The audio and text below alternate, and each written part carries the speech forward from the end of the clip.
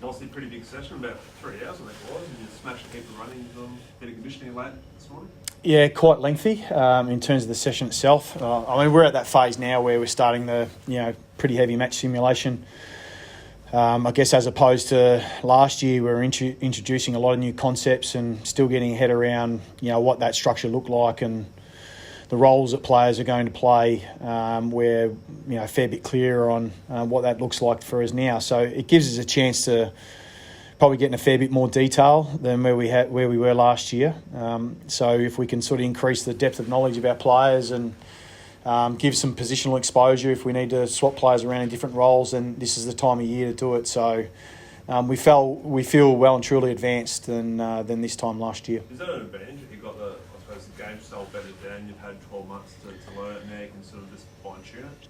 Yeah, absolutely. And even today, doing some more situational scenarios with the players just gets you to be able to look at it at play and some of the things that you may not have factored in that you hadn't considered before, and we get to have a look at that and go away as coaches now and players and talk about this afternoon about how we want to execute that better and who might be able to play those roles for us. So we feel like the depth of knowledge we can give our players and the depth of detail we can give is well and truly advanced on this time last year. What situations are you looking at now? Whether it's particular scenarios throughout the games that we might have struggled with last year, whether it was whether what Oppo did to us, they might have positionally tried to change something on us. It gives us a chance to have a look at that and challenge one team. But also the key moments in games, which is, of course, the scoreboard at the end of the day and, the big plays we need to be able to get right at the right time. So there's not a lot of time that you can dedicate to that in training, but certainly this is a time of the year where we can get into that a bit more. What fundamentals did you identify early on, Bossy, that you needed to sort of nail in the first half of 2020? I still think that we're still in that stage where we've got a lot developing. So, whether that's got to do with the basics of contest, even with our ball movement, our understanding and just, how we move the ball around, we still dedicate a fair bit of time on just the simple things in the game. That'll never change in 100 years of footy, but, with where we're at and with even just some of the young players we've either had introduced last year and even this year, we've still got a lot of work to do in that space and be more reliable when the pressure comes. And the guys have done a heap of work in that, certainly dedicated a lot of time. So we'd like to see an improvement in a few of those areas. How do you juggle that? How do you juggle the balancing act between playing your young guys who have been effective and who could be effective as opposed to sort of picking a team to win from now? Well, I think if you look at any program, and that's why, coaches will sit here and say it takes, year on year of a body of work to be able to get an impact in this, because the last thing you can do within pre-seasons is chase everything. We still have to, be quite pointy with what we want to get out of our pre-season, because you can't possibly, with the time that we have, be able to achieve everything. So we have to be really clear with that as coaches, but also put it back on the players that there's a certain level of requirement and capability we need you to have to be able to turn up to round one. So, whenever we sit down and pick a team, it's still with the view that it's there to win the game. And we expect the same from the players. We understand that with some young players, they might not be able to execute all the time, but that doesn't mean we can't spend the time trying. So what do you tell them in terms of capability for round one and to win the game? You're talking understanding of game plan, execution skills, fitness. Still the role and understanding a role, and they've just got to keep building their capability as a player. So, young players we've introduced this year, and that's the balance as a coach, is that energy and excitement and youthfulness and there's been this word sort of bandied around consistency. It doesn't necessarily all go together. They don't live together always. But we can certainly maintain effort when you're talking about younger players, and they bring that with lots of energy. We got that last year from some of the players we were able to introduce, and we know that this is the opportunities now that we get to be able to make them better. Are there any big positional changes that you can tell us about? Is there any magnets that have been thrown up that may surprise us? Not really, but we haven't played anyone yet, so the first match committee is always an interesting one, because where you might have thought you're playing someone ends up being somewhere else. But no, not really. I mean, again, positionally, we know that we want to give some players different roles and different exposure. So, having Robbie be able to play, I think we all know what he can do, but having Connor, Rosie play more midfield, Carl spent some more time even inside last year, getting Butters through more midfield time. He played a lot at half forward last year, and so we want to start to give him some exposure to these guys around the middle of the ground. It doesn't necessarily mean as we sit here that makes them a 50-50 split. They could be quite feasibly playing a lot more still forward, but this is the chance for him to be able to get to understand the structures, the running patterns that are required, while at the same time still getting plenty of work forward. Who's catching your eye up there at the moment? We've had a few guys. Dan Houston's come back really well. He probably has built his pre-season, but since he's come back from Christmas has been fantastic on the track. Zach Butters has been really good right from the start. I think you've sort of... I think there'll be a lot of pleased supporters out there that Robbie Gray's moving extremely well at the moment. Seems to be dominating most of the match play. So he's a bit of a game wrecker for us at the moment because he's just dominating so well. So, a few of the guys, Connor Rosie, sort of started to get going again. It's pleasing to see that, although I've talked about Robbie, that we're also talking about some guys that are coming through, and some of the emerging players that spent some considerable game time in some very important positions last year, and are getting some exposure in some of these roles and playing a more prominent role in our team. The midfield was kind of, I guess, described as one pace and pedestrian by commentators last year. Are you confident that you're going to be able to get that pace in there this year? I think so, but I think we've got to do it by numbers. It's not just going to be about three versus three that are in there. The big thing that we do have going for us is that we've got a lot of players who play forward that can actually go through the ball. We haven't even talked about Brad Ebert playing down there, but he's been an on-baller over his time. And I just talked about some of the other younger players that can flip through there. So our diversity through that area to be able to maintain the intensity over the course of a game is going to be needed. And we'd like to think that we can do that through numbers as well, not just, whether that's got to do with four people. Does Dan Houston play mainly midfield? I would have thought that's our plans moving into the season, absolutely. And, already what we've seen through pre-season is he got, I guess, half the season where he played through the middle of the ground. Was at times, asking lots of questions, am I getting hit to? Am I, what other roles do I have? And what sort of patterns do I run from here? And as a midfielder, it's a fair bit different to how a defender might play. So he's had a full pre-season uninterrupted in that part of the ground, and even today, watching through some of the stoppages, his movement was really good. His poise outstanding. He's a fantastic kicker of the ball, and the more that we can get the ball in his hands, delivering to our forwards, I think we'll be better off. How's Sam Palpepper going off? I think he was off legs or doing some inside stuff today, but obviously last year, a bit of a difficult season for him in and out of the side. I think Pep's found a really good medium in the way that he's even just in his preparation.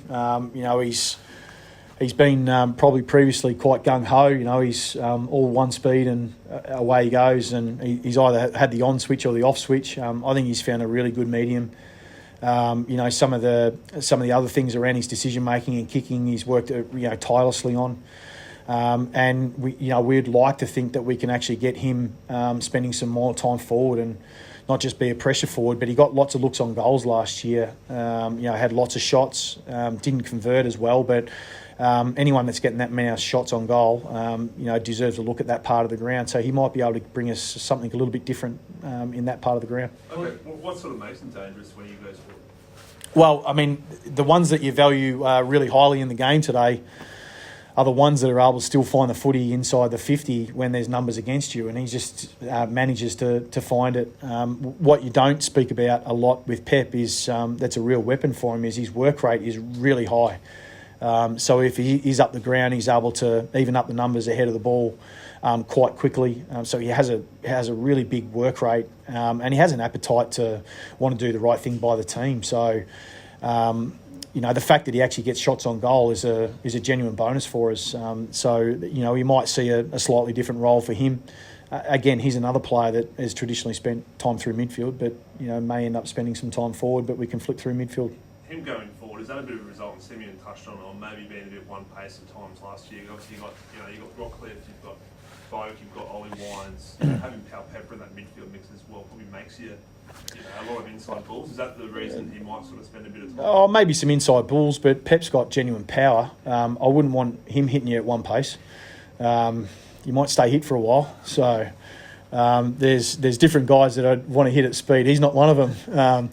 So no, he's generally powerful, and what we're trying to be able to work out is where we best spend that power, and if he can come in and pinch hit through midfield and really scare some people, then we'd be pretty happy with that.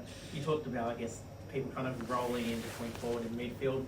Does that mean that maybe Trav Boak, who kind of came in the midfield last year, had a career best year, might find himself a bit more forward again in 2020? I think he gradually started the season a bit 50-50, I think, from memory, and then gradually, just through his own form, spent more time through the middle of the ground. We obviously had some, a couple of different injuries. Ollie didn't play a lot of footy last year, so again, you might have mainstays. I think the old way we looked at the game was that there's three players inside. You got one on the interchange. There's the ruck, and that's your midfield. But midfield runs a heap deeper than that now, and we're talking 9, 10, 11 players that flip through that part of the ground. And the game has huge demands. Not only are the midfielders got to run from inside to outside and maintain that intensity over 120 minutes, but, and that's a really difficult thing to be able to do. So having multiple people being able to come through there so we can maintain pressure and intensity on the ball is crucial. So we feel like that's a real strength of ours that we've got in the team. We've got a lot of mids that can go forward and impact the scoreboard, but can also go through the middle of the ground. So we'll use it. Trav and Robbie spent a bit of time interstate, just sort of running a few clinics for some people in need. That's pretty heartwarming to see. Oh, brilliant! It's an old part of where I'm from, old homeland of East Gippsland, and my area has been had fire ripped right through it in Orbost and Bem River and Malakuta, and when you've got your cousins and your uncles and aunties that they've got fire on the doorstep or they're surrounded in darkness with embers flying around their head is very scary. So they've been through a lot in that area.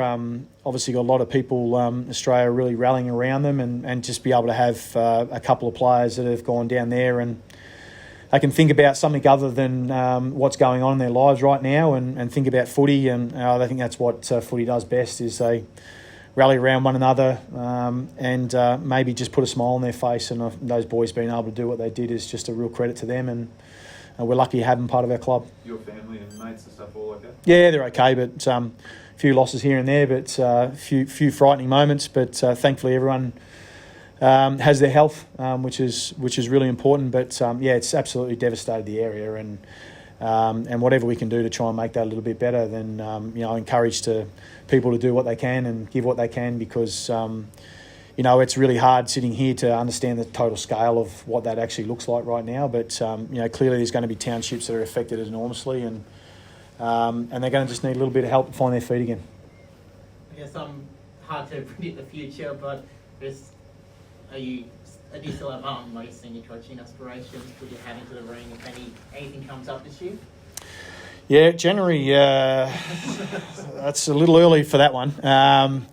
So we might park that for another day. But no, I think that where your focus lies is 100% trying to get this right. So that certainly doesn't change for now. But look, I think what you look at most pre-seasons and you sort of think, well, it's a season of hope. Every single club is coming here, and you guys are doing a great job trying to ask as many questions as you can. I mean, it's a season of hope.